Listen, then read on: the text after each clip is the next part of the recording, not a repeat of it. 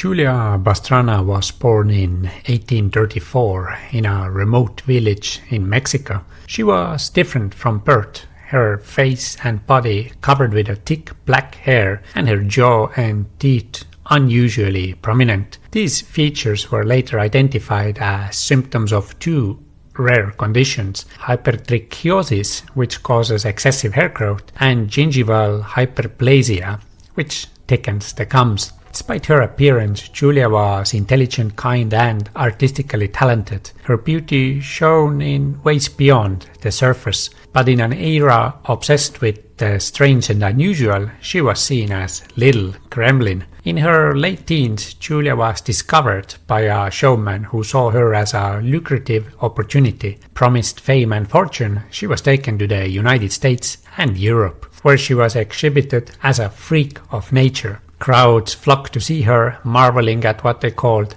the Bear Woman. Julia's performances included singing and dancing, showcasing her remarkable talents, yet audiences rarely saw past her physical appearance. For many, she was a curiosity, a subject of mockery and fascination. While performing in Europe, Julia's life took another turn. She married her manager, Theodore Lent, a man who exploited her for profit. Some say he claimed to love her, but his actions painted a different picture. In 1860, Julia gave birth to a son who inherited her genetic conditions. Tragically, both mother and child died shortly after, but even in death, Julia found no peace. His husband Lent, the one who loved her, had their bodies preserved and continued to exhibit them as macabre attractions. For over a century, Julia's remains were passed between collectors, displayed in museums,